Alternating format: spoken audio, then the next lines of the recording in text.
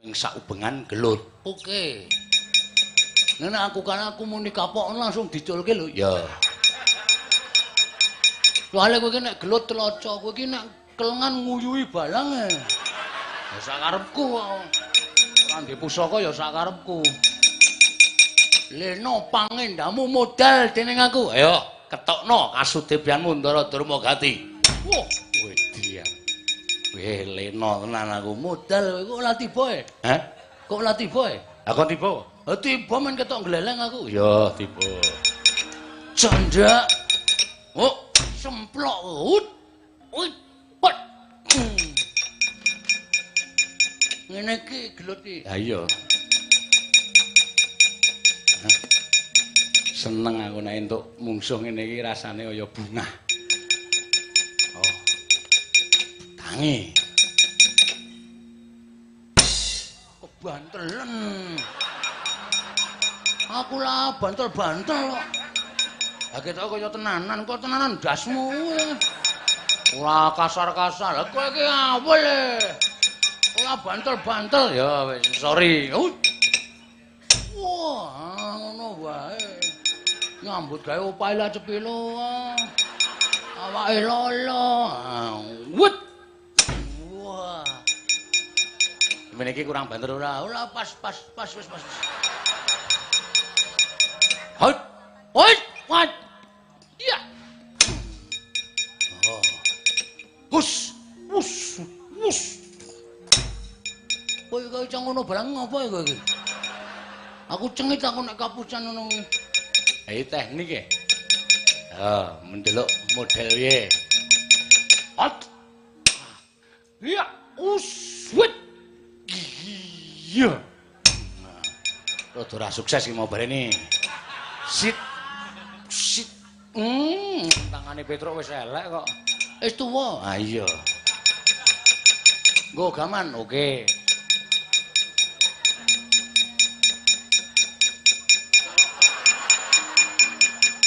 Penggerak batu kok gamane kaya ngono. Cak entuke. Oh iya. Aku nek ora golek sing mungsuhe ya. Oh. Wah, iki tamake Gunung Jugluk segala asat. Iki tau tak nggo nyolong gori ping 3 ra konangan. Oh.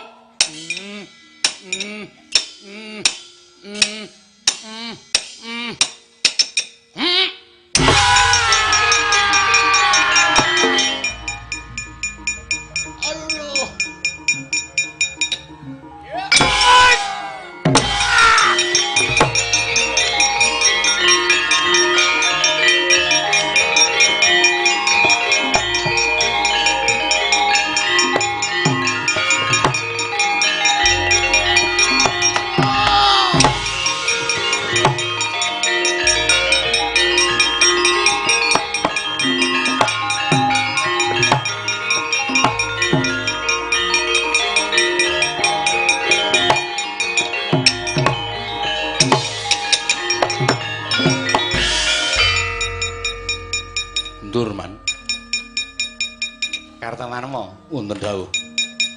Mungsuhmu ki satu kewan lah kok nganti kowe kalah arepa satu kewan ning mantan Senopati. Nek ajeng nyoba mang jajal. Aja seneng sok maido karo wong temandang karya. Loro tenan awakku lho. Swatama mbeto tombak pirang-pirang malah diajar Anoman. Kula semanggaken.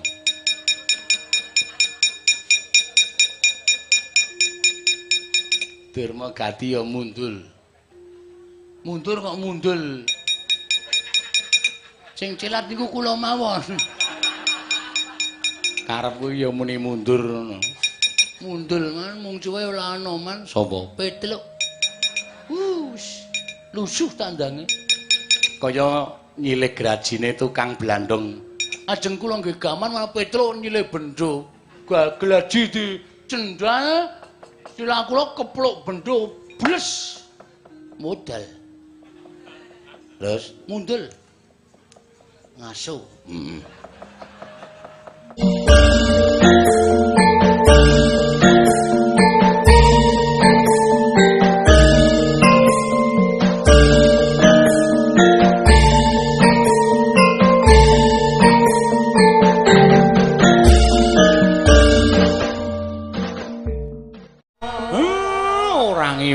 ora apa-apa mau bengi lah kok dayoh. Dina iki kok ilir kaya ngene mongko priyagung. Iki ora pangling Nalagaring. Begawan Durna karo Rekyana Patih Sengkuni. Wah, jan. Kok kaya ketiban daru to rasane, Pak? Kok ya nggo penghasilan mbangane meneng wae. Sapa ngerti dibayar 10? Oh, Durna wong pecetil kok bayar 10 ora. Enten apa menemban? Rawuh wonten ing mapan mriki kepareng kula jumadung dawuh.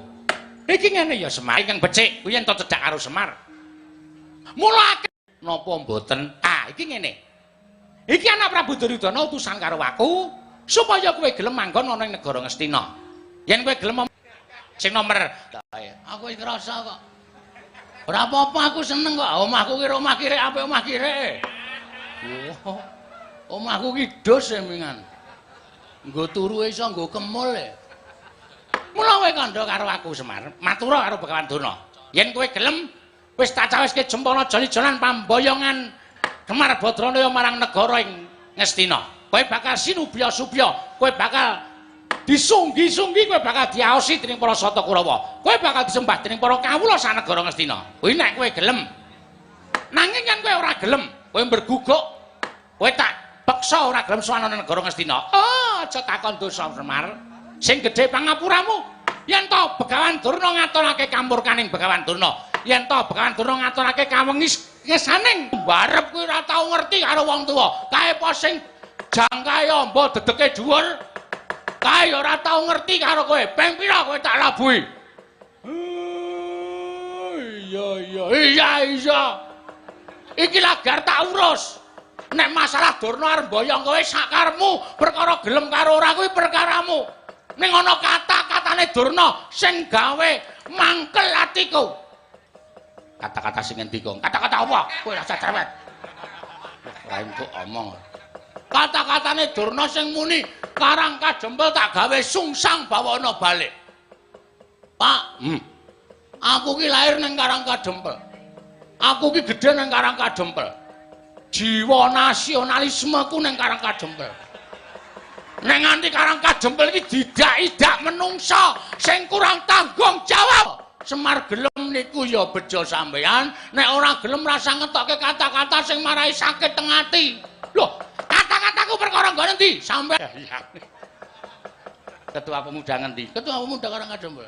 Ora wis diganti to? Omen aku ndapuk dhewe kok. Ketua Pemuda kok ndapuk dhewe ora. Iki lara ati. Nesuku ora mergo Semar arep tok boyong, ora. Bagong. Kejawa nek ana sega teka. Oh. Aku sing ora nrimake. Lho, kowe wani karo Begawan Durna sing tak wedeni apamu? Seru tenang, Bagong. Sing tak wedeni apamu? Sing tak wedeni apamu, Dur? Kowe ngembe karo aku, ya. Kowe ngilani karo Bagong. Ora masalah, ning saiki diteter nang kene diseksekke piyai semene akeh. Durna karo Bagong menang sapa? Lho. Durna kuwi gurune wong perang. Durna kuwi gurune para Sata Kurawa. Selagine Pandhawa wae meguru karo Begawan Durna. Lah nek Bagong kowe wani karo Begawan Durna, ora nganti telung kedheping paningal, mesti bakal tak untapake nyawamu nang kayanganing Bathara Yamadipati. Weh, lah rasa kok ki ana omong. Aku ki mak kata-katamu, Dur. Tidak habis pikir aku.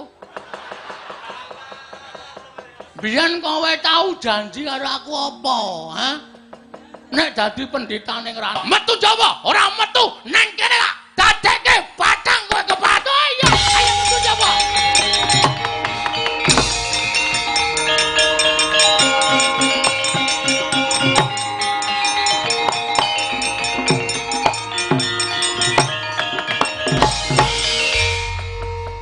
Saedan.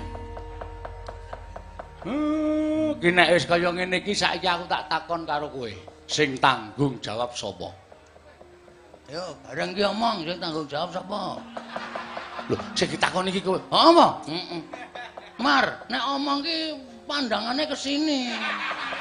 Ora kemana-mana. Tak kira sing tak takon iki. Wong tuwa iki mripate wis liring. Mripat kok le mubeng ora padha. Lobok siji kuwi mardandake. Wis cerewet. Kowe karo bapak iki mesti ngayal.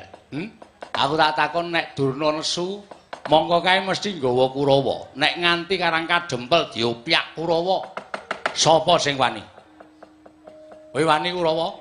Karo Kurawa wani? Ya amang mau bengok-bengok barang tan saiki bapak ngendika kaya ngono. Wong ki nek omongan ki mikir Durna iki nggawa Kurawa. Terus ngopo? Perang ya, Tru? Emoh. Aku kesel kok, Gong. Biasane kowe kan perang. Aku saiki mau perang kok. Perang ki entuke apa? Mbok ya wis rasah.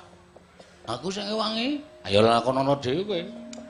Mun aku mati, ya tak pendem. Ketoke kowe seneng nek aku mati, Tru. Ora perkara seneng, kowe seneng gawe masalah kok wegah. Ayo, wis piye? Bagong kudu tanggung jawab. Tak tanggung, Mir. Asa kuwatir. Aku sing miwiti, aku sing ngrampungi. Paribasane jagung bakarane. Tukoke, Mir. Lho. Jagung bakarane. Tanggung perkarane maksudku ngono. Heeh. Wani. Sapa sing arep tok jokke? Nyok, wonten dawuh. Kowe isih sayang karo aku ra, Nyok? Kula kowe. Ya nyuwun pangapunten ngaten kok duka. Kula menika remen nek Lurah Bagong ngaten menika. Mendelik-mendelik menika ngados netranipun kados badhe ucul. Mata cepling. Perang karo Kurawa ya? Lurah Bagong, perkawis Kurawa kula ingkang ngunduraken. Tenan? Nggih, saestu. Aman. Beres. Nek ora ana Anoman modar tenan. Kowe kok ya dadak toke wangi to. Kula menika dipun labuhi Lurah Bagong sampun wungsul wangsul Lurah Semar. Wijang menapa kula badhe labuh dhateng Lurah Bagong. Kowe rungokno, Mir. Arep wong kaya ngene iki labuh karo Anoman ki wis bola-bali. Jaman Anoman ketemu Dewi Sayempraba kelingan to, Mar? Iya kelingan. Anoman picak kae? Iya. Sapa sing ngaryake Anoman dadi tukang pijet?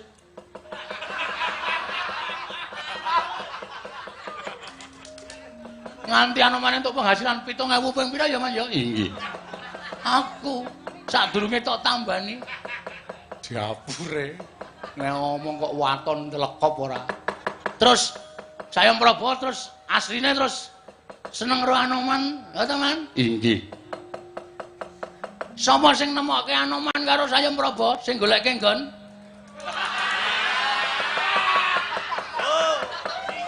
Nganti iso anak-anak, ya ta, Man? Nggih. Kula ngertos. Aku. Adake sing nyimpen rahasiane ya aku.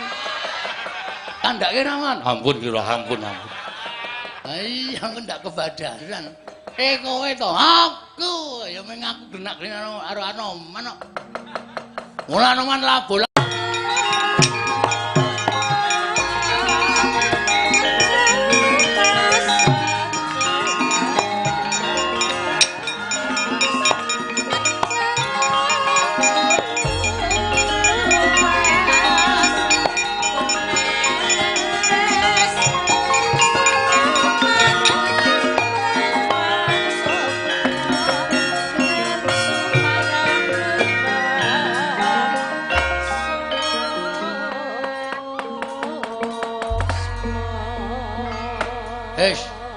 Ayo, dibubarke pasewakan. Pasewakan sak pejagung warga Dukuh Karang Kadempel. Heeh, iki nek ora aku dek metu njaba ngetutke Anoman ndak dikira aku ora tanggung jawab karo apa sing wis tak lakoni, Pak. Bagus. Ora ketang ming klungsu-klungsu nek melu udu Anoman perang kowe ya kudu melu perang. Siap. Wani apa, Gong? Wani, golek mungsuh sing enteng-enteng to. Citraksi. Durmagati. Ora kira-kira ora digdaya terus aku mesti menang. Urung karuan Ndara Citraksi, Ndara Citraksa, Citraksi, Durmagati. Durgempa ya ampuh-ampuh kok. Ora iso. Ora ana sing iso menang karo Bagong nek Kurawa. Mosok Kurawa menang karo Bagong? Teneh penontone protes. Ayo. Dalange kocluk. Ayo. Ana Bagong kok kalah karo Kurawa. Genah nek ora ditanggap meneh. Ayo. Medeni. Mosok grup karawitan kok nyangga dosa? Ayo. Karawitane nyangga dosa, sing gawe dosa sing putih-putih iki ora. Kowe kuwi sing gawe Wah, iringan anak tiri kok. Heeh, Nding. Mangga. Kowe merga nggawa munyuk putih sing aran Anoman kuwi. Pancen kepara nyata, iki algojoku. Iki sing arep ngrampungi Kurawa. Ya nek pancen kowe wani tenan karo Kurawa, aja nyuwun bantuane sapa-sapa. Aja njaluk bantuane sapa-sapa ning Kurawa tandang ana. Genah modar aku. Aku ki ora goblok kene. Aku ki wong pinter, biyen disekolahke. Aku mung arep apusi ayo, nek kowe wani karo para sata Kurawa, tandang ana Kurawa. Modar tenan aku. Kurawa 100 aku ijene. Mula aku njaluk bantuane Anoman. Nek Kurawa ana sing iso ngalahke Anoman, aku meguru karo Kurawa 20 taun. Kurawa ora bakal wedi karo wujuding munyuk. Malah sisan gawe nodi marang kondange Anoman kaya ngapa kepinteran lan keprigelane Anoman. Man, wonten dawuh. Wis dadi. Oh nggih. Mengkari nandangi. Lho nggih, ngestaken dawuh kula atur seminggah. Kowe ketoke arep dientuke Kartomarma. Ingkang wingking menika naminipun sinten? Kartomarma. Oh. Kuwi jago perang ning kalahan. Oh iya. Kula ora sak wedi. Wis ta, ora dalang Yojo, ora dalang Banyumas, ora ana sing menangke Kartomarma. Oh ngaten. Mesti yakin kowe menang. Mo kowe dikias dikilani dadamu keparat Bagong. Keparat ngopo? Keparat ngopo? Arep ngopo kowe? Ayo wani karo aku. Tinggil karo Anoman. Wis saiki ngene wae ni. Kartomarma mungsu Anoman yo, kowe karo aku golek nggon sing jembar gelut karo aku. Aku ora ana perkara karo kowe. Aku ora ana masalah karo kowe sing duwe masalah Durna, Kakang Penemban Durna. Ah, kowe padune yo jirah. Wis kowe minggat, aku minggat. Ayo, Man. Inggih. Ora linggo ngisor ngono kuwi senopati. Oh. Medantang. Wis ngene iki. Wis lah iki ra lunga-lunga. Iya. Kon lunga ngayale ra jamak-jamak. Ah, iki ngene, yo. Wis. Oh, imbang iki ketoke. Aku ora wedi bang. Ora, aja omong kok iki. Wis ngene iki. Kartomarma. Ono baran. Kowe mbelani Begawan Durna, dasar kepara nyata. Anoman, ora minggat iki mergane patimu. Krakon legandang diring aku. Ndel tut tung tut tung. Ayo. Do meneng wae ora. Panjenengan kula terus seminggah malah diwayangke ora. Wah iya, Ding. Dalange udu aku inggih. Iki apa bener pancen Anoman dasar para nyata. Mbelani Bagong tak katutke dosane. Ayo Kurawa ora bakal tak tinggal loncat ganing ati.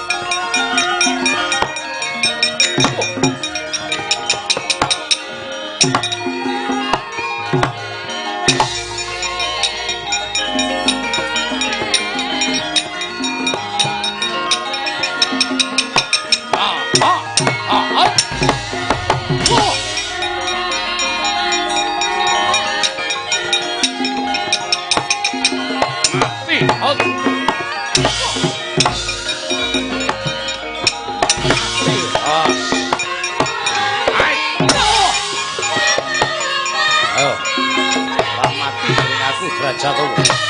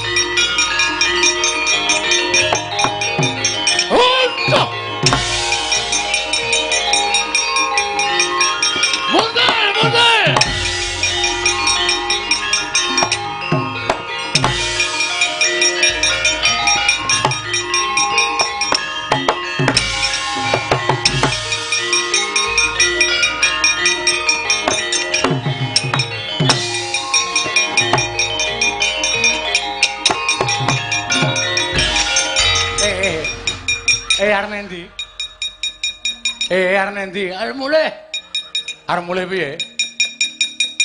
Jale munculem kethek putih. Kok petluk? Kethek putih kesel, anane kethek ugleng. Gelem ora kowe? Aku nek muncul kowe wegah, Tluk, yakin sumpah. Aku wegah nek muncul kowe iki nek gelut tlocoh lucuh. Saniki ora trocoh ora rusuh. Ayo.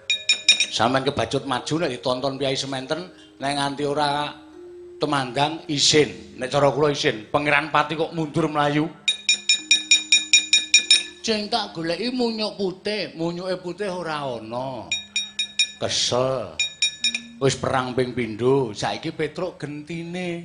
Aku nek muja kowe emoh, nek emoh rasah rene. Aku tak mulih, aja mulih, kancaku sapa? Kepiye to iki? Njur kula mungsuhe sinten nek sampean mulih? Ora ketang ming sak ubengan gelut. Oke. Nek aku muni kapok langsung diculke lho. Ya. Soale kowe iki nek gelut tloco, kowe iki nek kelengan nguyuhi balang e. Ya sak karepku kok.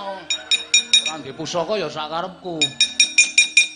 Leno pangendamu modal dening aku. Ayo, ketokno kasudebianmu Ndara Durmagati. Wah, wedi ya. Weh, leno tenan aku modal kok ora tiba e. Hah? Kok ora tiba e? Aku tiba. Tiba men ketok gleleng aku. Ya, tiba. Janda. Oh, semplok. Ut. Pot. Ngene iki gelut iki. Ha iya. Seneng aku nek entuk mungsuh ngene iki rasane kaya bungah. Oh. Tangi. Kebantelen.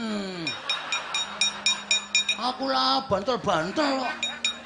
Lah ketok kaya tenanan, kok tenanan dasmu. Ora kasar-kasar. Lah kowe iki awel e. Ora bantel-bantel ya wis sorry. Wah, ngono wae. Nyambut gawe opahe lah cepilo. Awake lolo. Wut. Wah. Men iki kurang banter ora? Ora pas wis pas. Hot. Hot. What? Ya. Oh. Hus. Kowe kok iso ngono barang ngopo kowe iki? Aku cengit aku nek kapucan ngono kuwi. Iki teknik e. Ha, mendelok model piye. Hot. Ya, uswit. Iya. Rada ora sukses iki mau barene. Sit. Tangane Petruk wis elek kok. Wis tuwa. Ha iya. Nggo gaman, oke.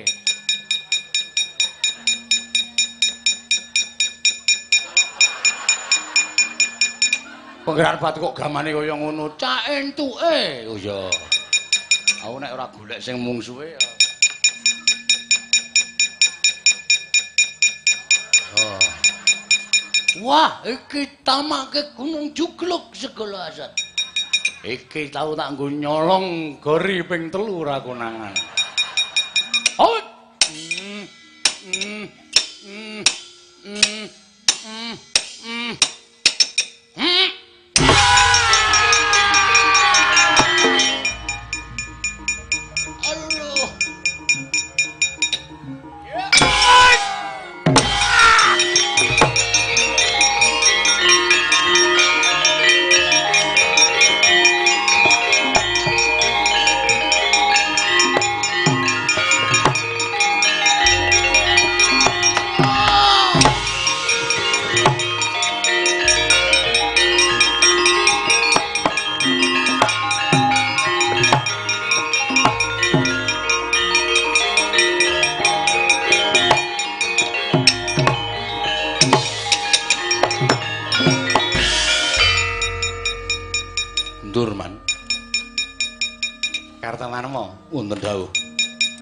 Mungsuhmu ki satu kewan lah kok nganti kowe kalah arep satu kewan ning mantan Senopati.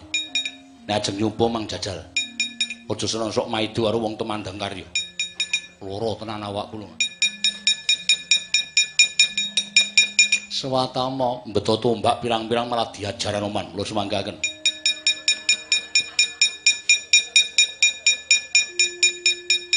Durmagati ya mundul. Mundur kok mundul. Sing cilat niku kula mawon. Karepku ya muni mundur ngono. Mundul man mung cuwe ora ana man. Sapa? Petluk. Lusuh tandange. Kaya nyilih grajine tukang blandong. Ajeng kula nggih gaman malah Petruk nyilih bendho. Glaji di cendhal Ilang kula kepluk bendho bles. Modal. Terus Mundel. Ngaso. Dur nun. Bagong duwe jago. Sinten? Kethek putih jenenge Anoman. Niku wong digdaya lho, Man. Niku ampuh, niku satriya. Kula tau maca sejarahe. Jebul ijik urip to. Terus Maju kalahno Anoman Semar diboyong ning Astina. nggih. Ning nggih sak gaduk kula. Nek kira-kira kalah kula mundur. Wose nyambut gawe lho. Lho niki ngecaken dawuh. Endi? Ayo munyuk le. Oh.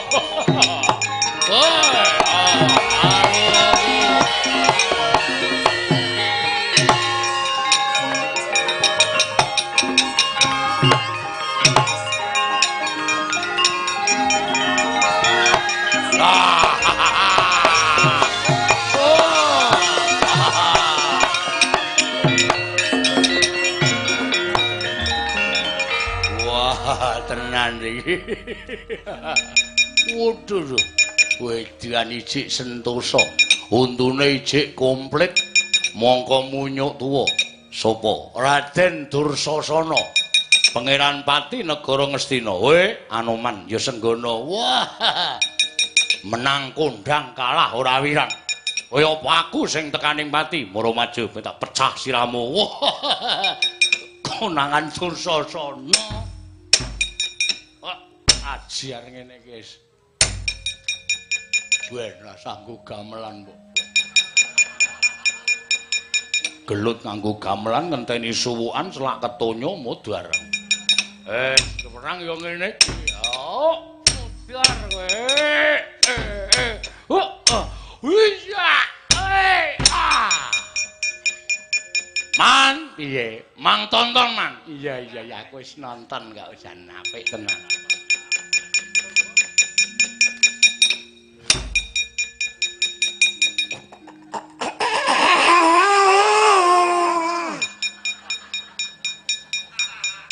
Ngapain nyuk?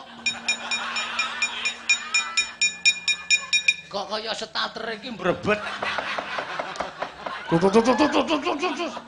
Aku iki jenenge kaya aku ki wong sabar. Pecinta motor kuno. Kok saged ngaten? Nah, motor kuno ki di starter Senin, munine Selasa kan sabar. Kula ajeng nesu. Sebabe Kula diajar Raden Dursasana. nesu. Apa? Anoman kok kalah karo Dursasana iki lakone apa?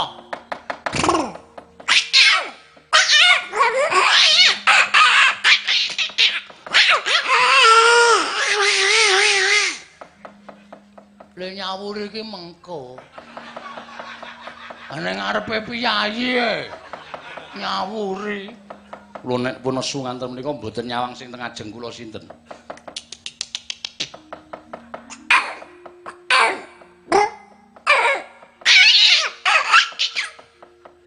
Kuwi jane piye to Man kuwi? Aku melu kowe dit jaman Rama Wijaya tekan suprene ora tau ngerti carane. Jane ming gampang. Piye? Ilate ditekuk munggah. Cobi kula cobi. Ilate kok cawang. Malah ngidoni ora. Kowe iki meh munyuke ngunake menungsa. Shotke modar kowe. Ditekuk. Ya, ngaten menika. Terus digawake? Didamu. Nggih. Malah singsat. Sajahe cangkeme kekamban. Cangkemmu. Ngaten menika.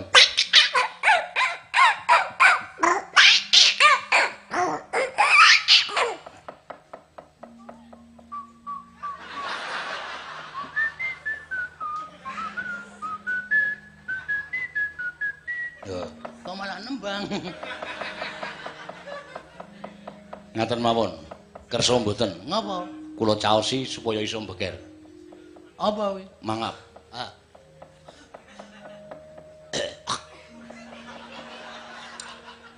Kon ngapae? Menika saged beker. Pengin beker mboten? Kepengin mriyaya munyuk. Wah, jijike, Mas. Mboten. Kula nika piyayi. Dilep. Aduh. Teng kelelere. Sampun keleng. Wis. Wis didamu, rasah ditekuk ilate. Wah.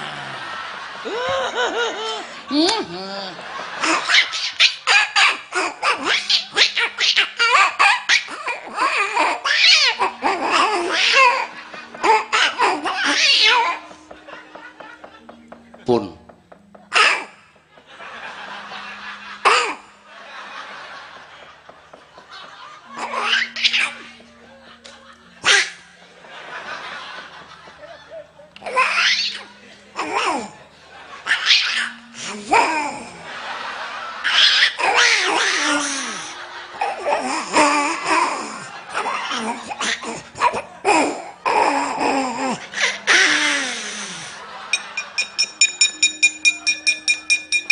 Kok gayeng ya, Gong?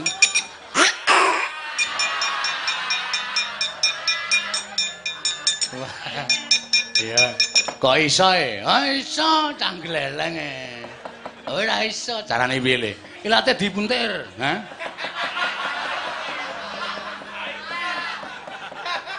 Carane piye? Ilate duntir.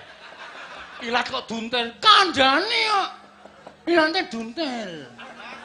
Lebokke anu bukaan botol. Ditarik kene duntir.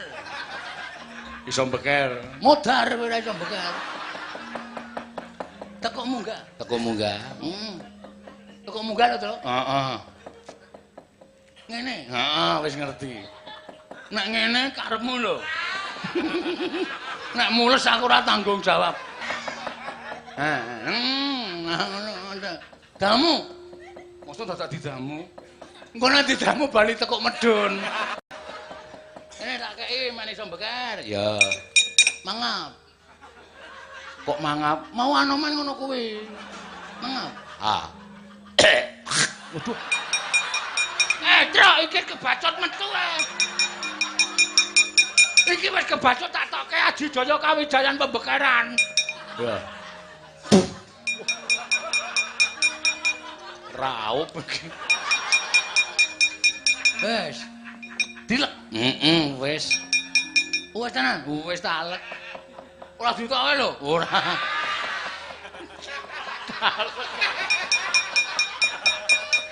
Ganti tamu. Gayang iki munyuke telu. Lho. Sapa wae? Anoman aku kowe. Wis cetha rame iki Kurawa bubar. Ha iya.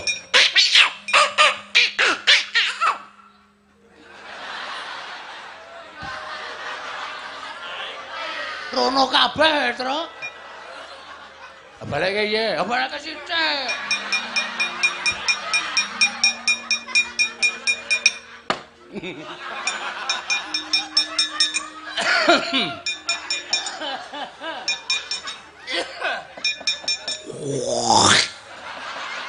Wis ra sida, Tru. Ra beker apa-apa.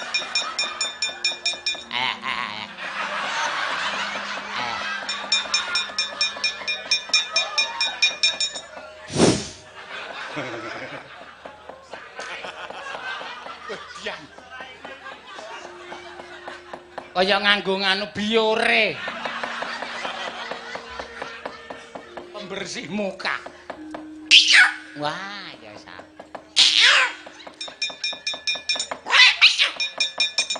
Tak ewangane ana Mak Petruk Bagong dorang ewangi. Man, aja kuwatir, tak ewangi, Man.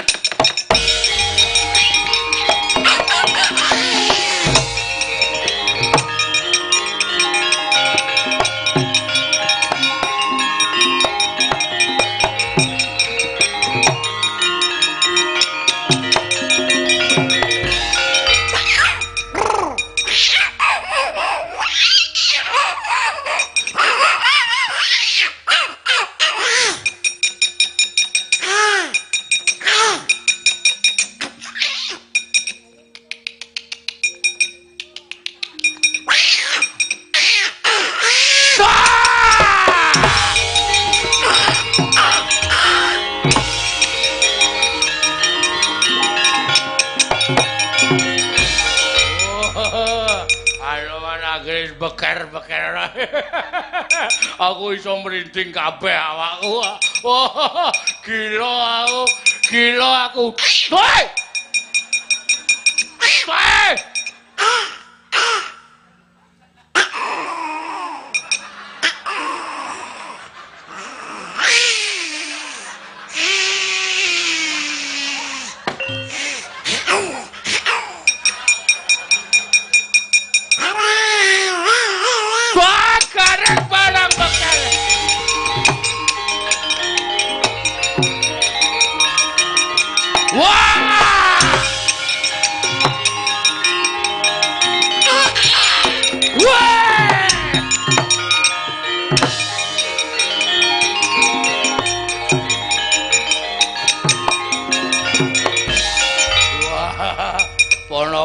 Dedik daya kabeh iso mbeker kabeh ingin aku ora mlayu meong woi kudus ana kucing manak kok mlayu kucing manak dengkulmu mlocot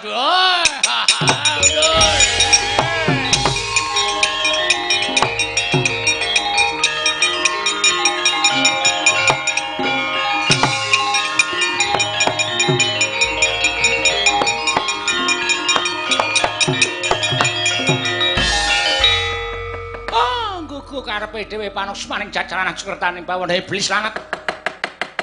Anoman bubarake para sata Kurawa nungsang puyang numbuk bentus.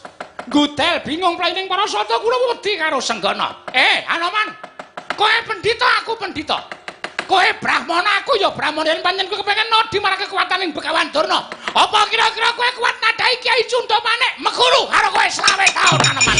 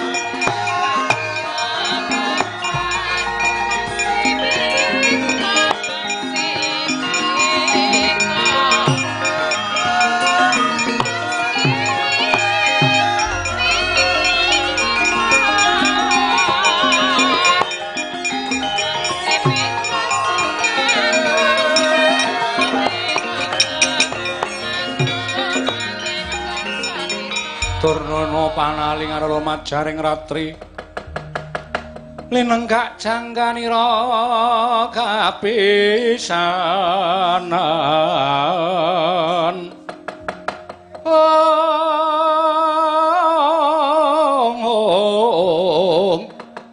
aneng prang Bratayuda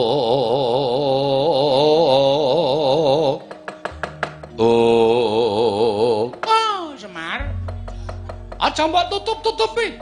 Aja ngaling-alingi karepe Begawan Durna. Apa kira-kira jagat ki sing ampuh ming Anoman tok? Apa donya iki sing digaya ming sing jeneng Anoman? Yen pancen Senggana kuat nadahi Kyai Cunda Manik, aku meguru karo Anoman, Semar. Nuwun sewu, Penemban.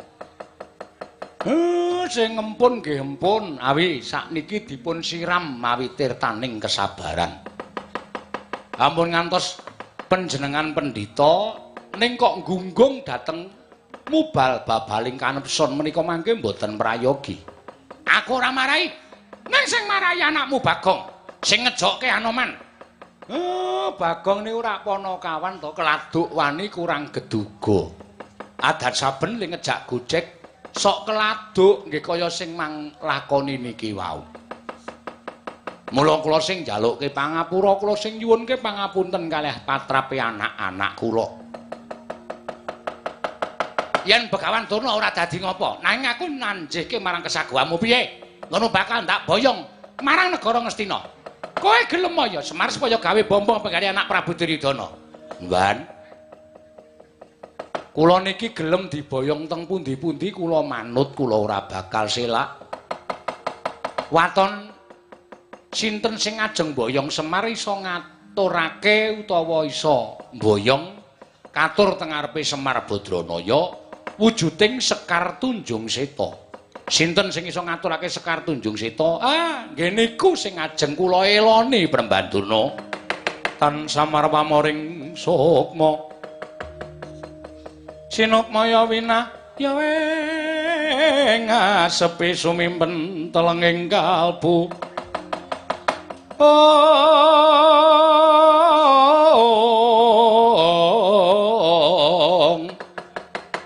Pambukaning warana tarlen.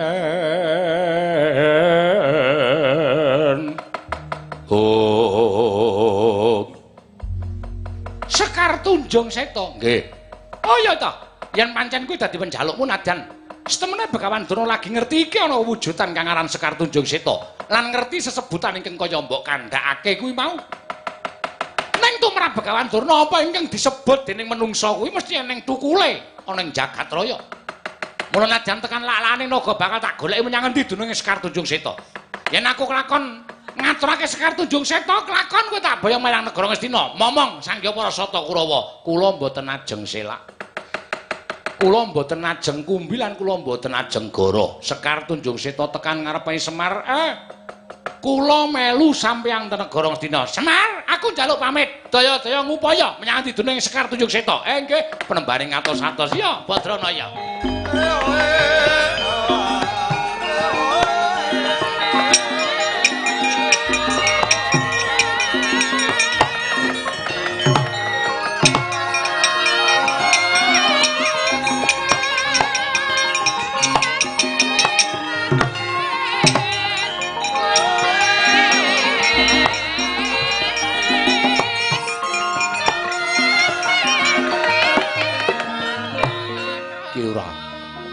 Menapa kula ugi mboten benten kaya menapa sampun paduka dawuhaken kan Begawan Durna. Anoman, aku wong tuwek. Mengko ndak didakwa mban cindhe mban ciladan. Kudu sak traju sak bobot. Aku ora arep pilih kasih. Matura ingkang tetela ngersaning sira Prabu Rama Wijaya.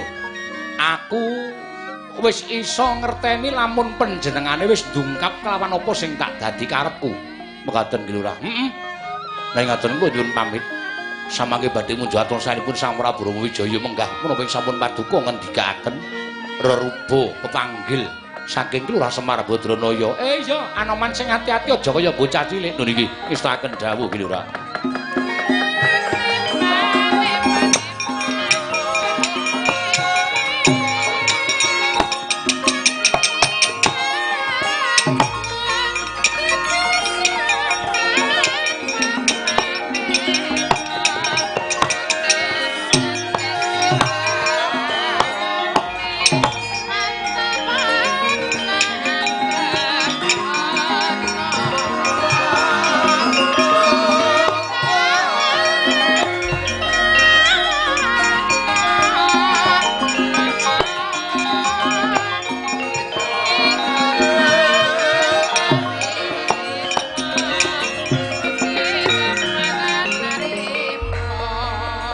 Semar nadyan capet-capet nangga aku wis midhanget sabdaning Kyai Semar. Nggih. Sampeyan ya ora bakal kula pilih kasih. Kula mboten ajeng mban cindhe sampeyan. Kabeh kula padha. Ya. Nah iya ana pandangan saka Kanjeng Prabu babagan percaya iki yen nganti Kanjeng Prabu Darmakusuma ora berpitados. Kula kanteni anak-anak kula nala Gareng Petruk Bagong. supaya dadi seksi nek sampeyan pun tekan mriki lan napa sing mangendikake pun kula tampa. Mengkono Kyai. Nggih. Nala Gareng. Lho. Gong. Gong Gareng iki piye iki? Ora urusan. Men aku dipek kabeh kok. Nala Gareng kuwi piye? Kowe nderek Andara Garukaca ya Nala Gareng. Neng Ngamarta. Apa Petruk kuwi? Oke. Oh ya. Petruk ya melu. Nggih ngestaken dawuh. Bagong ya melu nggih. Monggo Gus kula dherekaken. Ya to pancen kaya mengkono Kyai Semar aku nyuwun pamit. Anak-anakmu ndak kanthi dadi seksi aturku marang Kanjeng Prabu Darmakusuma. Sembah kula kunjuk ndara-ndara Pandhawa nggih, Den. Iya, Kyai Semar. Nala Gareng. Nala Gareng. Nala Gareng. Petruk, Nun. Nala Gareng gonen maju kene. Tak aba-abane Aji Narantaka sirahe. Wis neng. Ngrekoso kowe malah ini. Arti aba-abahe Aji Narantaka siramu kuwi lupute mari pecah. Kowe modar. Apa? Aduh. Piye lek iso mari piye? Noni mbok tuwa? Apa iso mari? Tambane apa? Hah? Yen kegono wis. Kyai Semar aku nyuwun pamit. Ngatos-atos nggih Ndara. Iya, Kyai Semar.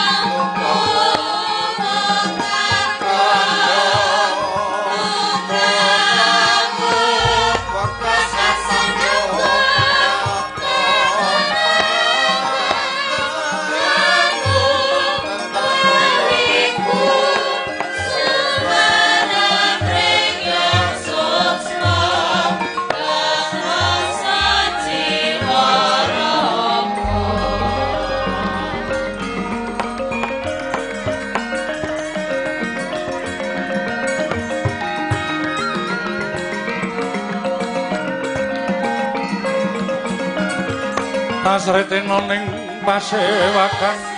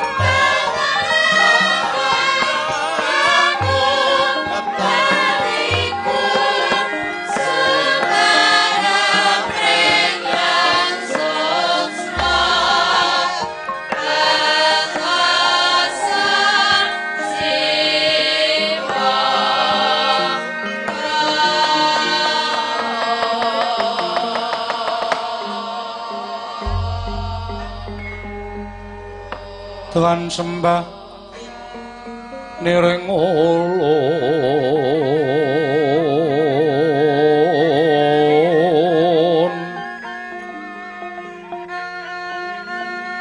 kapurba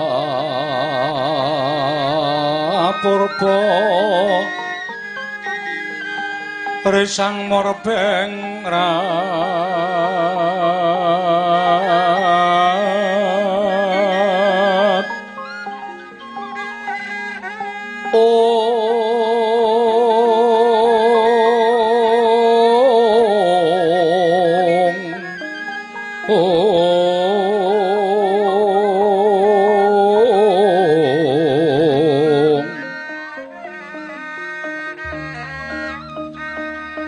ing sahanane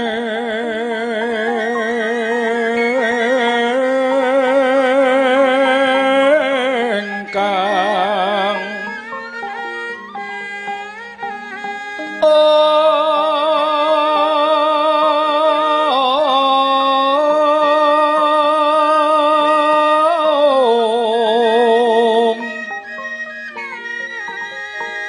Tuan kanang sing tasih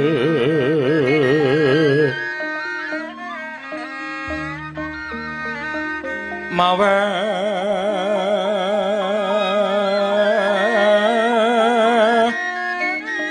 buka sawegung sagung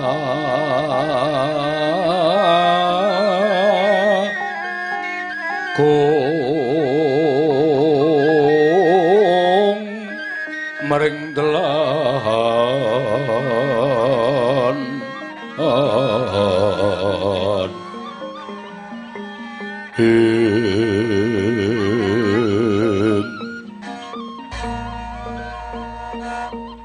Iwang kanang mamujeng ngori cenaya kengret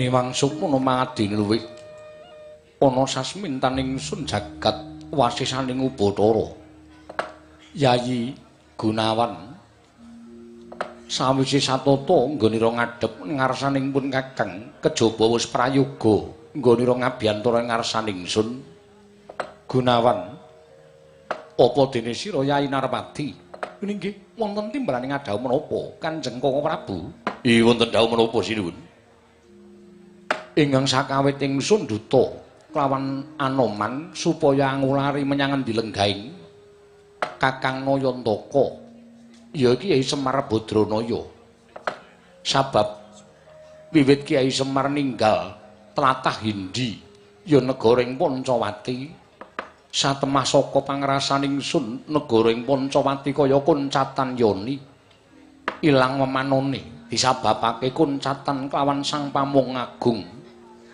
mula banjur ingsun utusan kelawan Anoman ingkang tinanggenah supaya angupaya menyang endi dununging Kyai Nayantaka bebasan kaya ngenteni siluming Palawa gabus kumambanging Sila Kresna nggone ingsun ngantu marang sowaning senggana dina samengko wis katon ngabiyantara Yayi Gunawan kawula non nggih Koko Prabu menawi samangke sampun ngantos kedangon tumunten Raden Anoman katimbalana kados pundi menggah Purwamadya lan wusananipun anggenipun dipun utus dening Paduka Kanjeng Koko Prabu angulari wonten pundi lenggaing Kyai Nayantaka Yayi Gunawan lungguh ingkang prayoga kula non ngestaken dawuh senggana wonten timbalan sinuwun sawise asu kang dadi napas sasat kang dadi riwe kejaba bagya sak praptanira Anoman ora susah dadak walang ati Durgama Sangga Runggi kang dadi atimu senggana mara gage matura Purwamadya lan wusanane nggonira ingsun utus angupaya menyang endi lenggaing Kyai Nayantaka dioji semban kula jimat ngayoman kula wonten ing Madyapada prapting delahan sasampunipun Paduka paring dawuh bilih kula kedah ngupadi wonten pundi lenggaing Kyai Nayantaka jagat menika sampun tepung gelang kekalangan ewadene ingkang abdi dereng saged manggihaken tumunten tambuh-tambuh anggen kula ngupaya Kyai Nayantaka pikantuk wewarta bilih Kyai Semar mapan wonten ing tanah Jawi lenggah wonten ing Karang Kadempel tumunten ingkang abdi daya-daya sowan ngabiyantara Kyai Nayantaka sedaya sampun Paduka ngendikaken sampun laturaken dhateng resanipun Kyai Semar Badranaya malah sampun tinampi dening Kakang Semar ewa semanten sinuwun wanter timbalanipun Kyai Nayantaka ingkang tinampi dhateng abdipun Anoman sinten kemawon saged amboyong Kyai Semar minangka dados pamomong wonten negaring Pancawati waton Gusti kula ingkang sinuwun ing Pancawati Prabu Sri Rama Wijaya saged ngaturaken wujudipun Sekar Tunjung Seta diweji ing kagiat risang kapirang uri nangkul kinempit kempit dosa ngreknaning bawana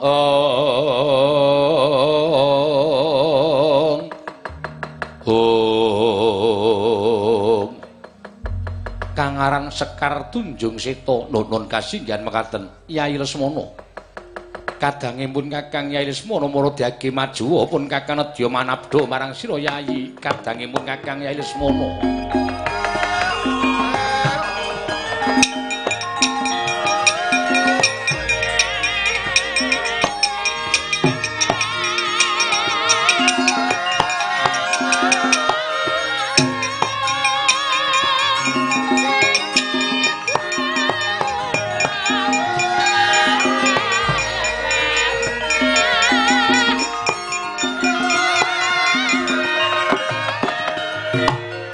Lesmana wonten timbalan ngadhawuh Koko Prabu. Sira Siadi wis midhanget apa kang dadi aturing Anoman.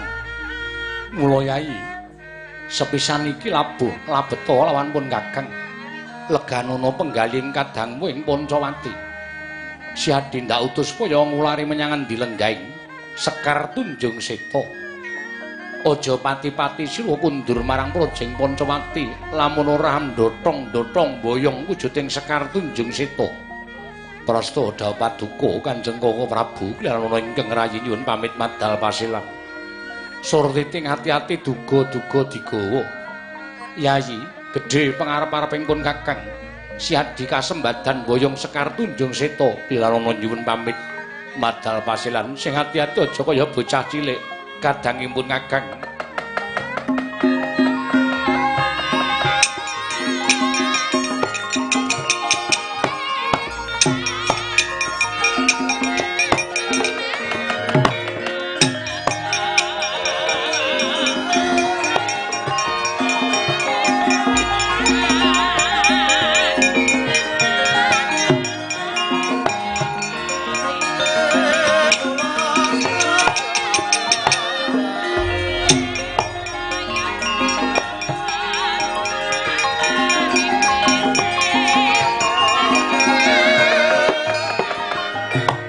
Yai Gunawan wonten timbalan Yai Narapati wonten dawuh ingsun nyumurupi lakuning kadang ingsun Yai Lesmana